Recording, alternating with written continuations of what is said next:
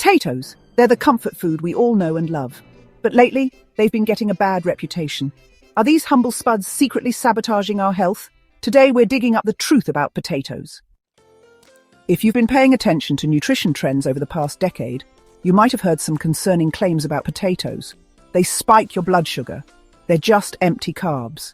They're basically just like eating sugar. Okay, so I don't recommend eating them like that. But should we be concerned about including potatoes in our diet?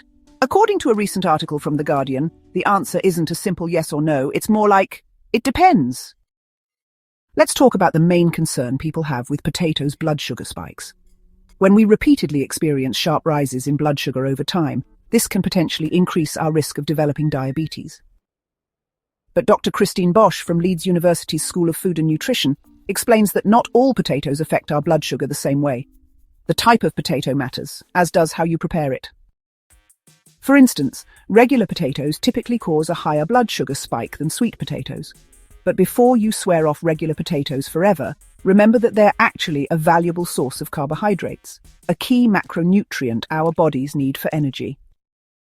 Plus, potatoes contain fiber and compounds called polyphenols that slow digestion, which helps you feel fuller for longer.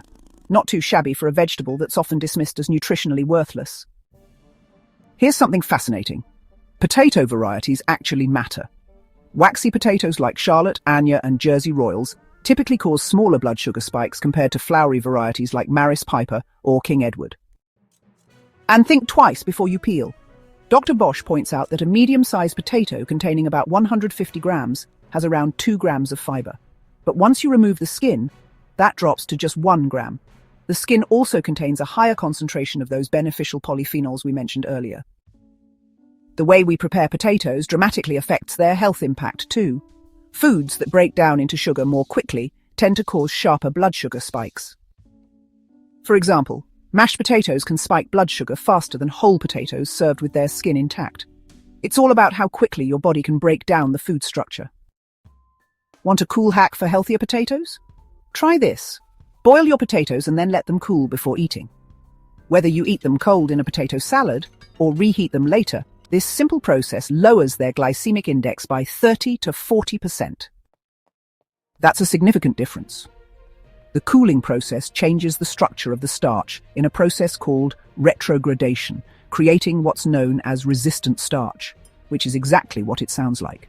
Starch that resists digestion, resulting in a lower blood sugar impact.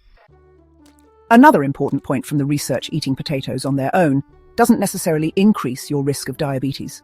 The problem often comes from how we prepare them, loading them with cream, butter, or deep frying them in oil. But as Dr. Bosch reassuringly notes, if you don't overeat, it's fine. Moderation, as with most foods, is key. So, what have we learned about our friend, the potato? Potatoes aren't inherently bad for you. The variety matters. Waxy potatoes cause less blood sugar spike than floury ones. Keep the skin on for more fiber and nutrients. How you prepare them makes a huge difference. Boil and cool for a lower glycemic impact. Watch the added fats and portion sizes. Enjoy them as part of a balanced diet. The humble potato has been a staple food for centuries across cultures worldwide. And for good reason. They're versatile, filling, and when prepared thoughtfully, can absolutely be part of a healthy diet. So the next time someone tells you potatoes are nutritional villains, you can confidently tell them it's more complicated than that. As with many nutrition questions, context matters. Delicious and nutritious when done right. If you enjoy digging into the science of everyday foods with us, don't forget to like this video and subscribe for more. Eat well and stay curious.